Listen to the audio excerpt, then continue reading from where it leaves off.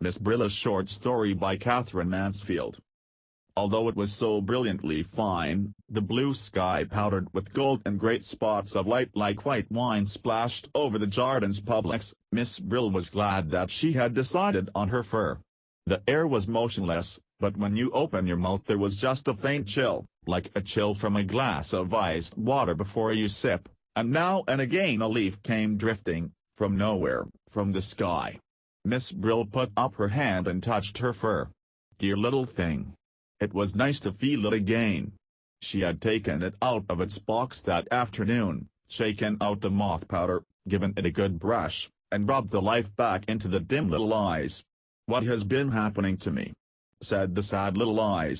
Oh, how sweet it was to see them snap at her again from the red-eyed down, but the nose, which was of some black composition, wasn't at all firm. It must have had a knock, somehow. Never mind, a little dab of black sealing wax when the time came, when it was absolutely necessary, little rogue. Yes, she really felt like that about it. Little rogue biting its tail just by her left ear. She could have taken it off and laid it on her lap and stroked it. She felt a tingling in her hands and arms, but that came from walking, she supposed. And when she breathed, something light and sad, no, not sad, exactly, something gentle seemed to move in her bosom. There were a number of people out this afternoon, far more than last Sunday. And the band sounded louder and gayer. That was because the season had begun. For although the band played all the year round on Sundays, out of season it was never the same. It was like someone playing with only the family to listen. It didn't care how it played if there weren't any strangers present. Wasn't the conductor wearing a new coat, too? She was sure it was new. He scrapped with his foot and flapped his arms like a rooster about to crow, and the bandsmen sitting in the green rotunda blew out their cheeks and glared at the music. Now there came a little fluty bit, very pretty, a little chain of bright drops. She was sure it would be repeated. It was. She lifted her head and smiled. Only two people shared her special seat, a fine old man in a velvet coat, his hands clasped over a huge carved walking stick, and a big old woman, sitting upright, with a roll of knitting on her embroidered apron. They did not speak. This was disappointing, for Miss Brill always looked forward to the conversation. She had become really quite expert, she thought, at listening as though she didn't listen, at sitting in other people's lives just for a minute while they talked round her. She glanced, sideways, at the old couple. Perhaps they would go soon. Last Sunday, too, hadn't been as interesting as usual. An Englishman and his wife, he wearing a dreadful Panama hat and she button boots. And she'd gone on the whole time about how she ought to wear spectacles.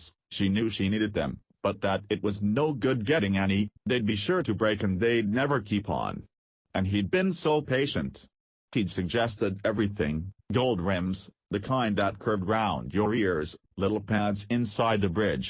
No, nothing would please her. They'll always be sliding down my nose. Miss Brill had wanted to shake her. The old people sat on the bench, still as statues.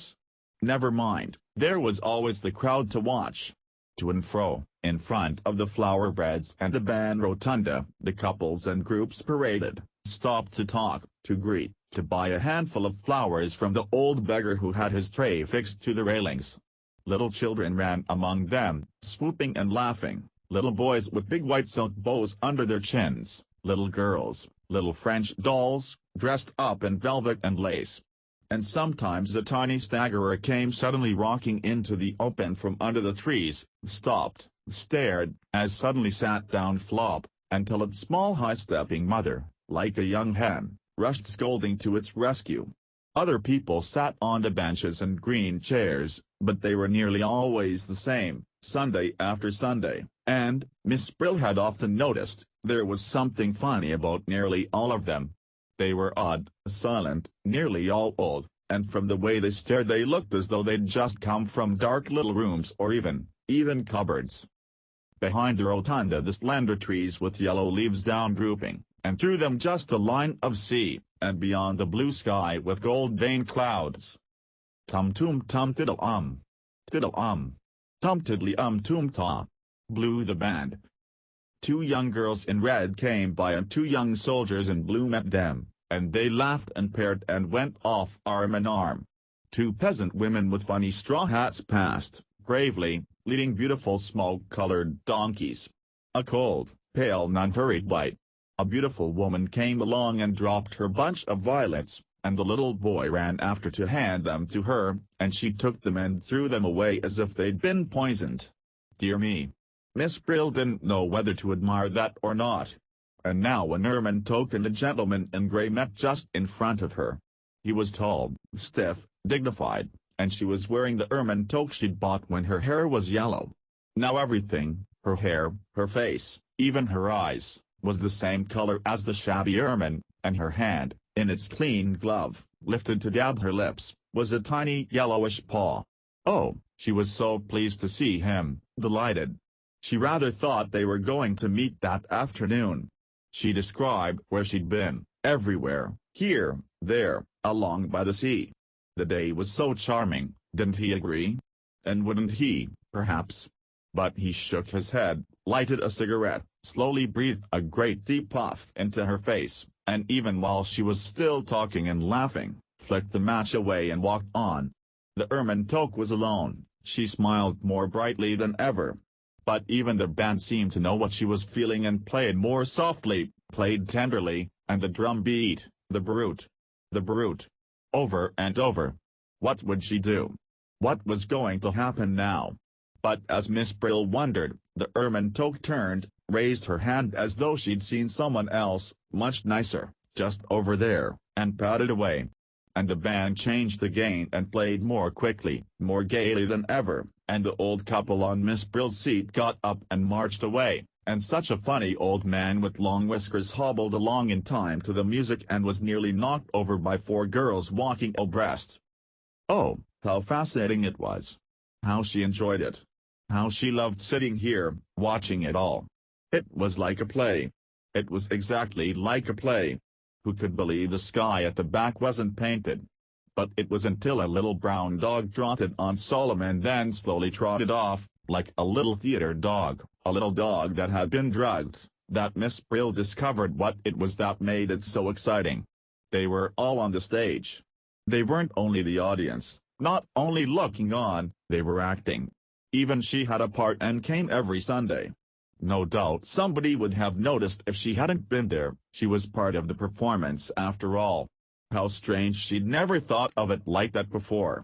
And yet it explained why she made such a point of starting from home at just the same time each week, so as not to be late for the performance, and it also explained why she had quite a queer, shy feeling at telling her English pupils how she spent her Sunday afternoons.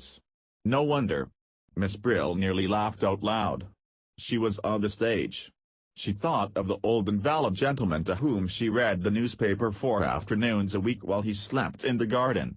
She had got quite used to the frail head on the cotton pillow, the hollowed eyes, the open mouth and the high-pinched nose. If he'd been dead she mightn't have noticed for weeks, she wouldn't have minded. But suddenly he knew he was having the paper read to him by an actress. An actress. The old head lifted, 2 points of light quivered in the old eyes. An actress, are ye? And Miss Brill smoothed the newspaper as though it were the manuscript of her part and said gently, yes, I have been an actress for a long time. The band had been having a rest. Now they started again. And what they played was warm, sunny, yet there was just a faint chill, a something. What was it? Not sadness, no, not sadness, a something that made you want to sing. The tune lifted, the light shone, and it seemed to Miss Brill that in another moment all of them, all the whole company, would begin singing. The young ones, the laughing ones who were moving together, they would begin, and the men's voices, very resolute and brave, would join them. And then she too, and the others on the benches, they would come in with a kind of accompaniment, something low, that scarcely rose or fell, something so beautiful, moving, and Miss Brill's eyes filled with tears and she looked smiling at all the other members of the company. Yes, we understand, she thought, though what they understood she didn't know. Just at that moment the boy and girl came and sat down where the old couple had been. They were beautifully dressed, They were in love. The hero and heroine, of course, just arrived from his father's yacht. And still soundlessly singing, still with that trembling smile, Miss Brill prepared to listen. "No, not now," said the girl. "Not here, I can't." "But why?" "Because of that stupid old thing at the end there," asked the boy. "Why does she come here at all? Who wants her? Why doesn't she keep her silly old mug at home?" "It's her footer which is so funny," giggled the girl. "It's exactly like a fraud whiting." "Ah, be off with you," said the boy in an angry whisper. "Then, tell me, ma petite." "No, not here," said the girl.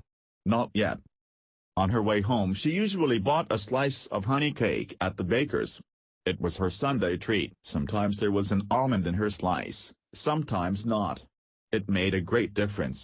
If there was an almond, it was like carrying home a tiny present, a surprise, something that might very well not have been there. She hurried on the almond sundaes and struck the match for the kettle in quite a dashing way.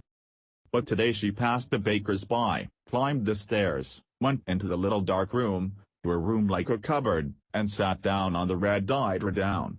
She sat there for a long time.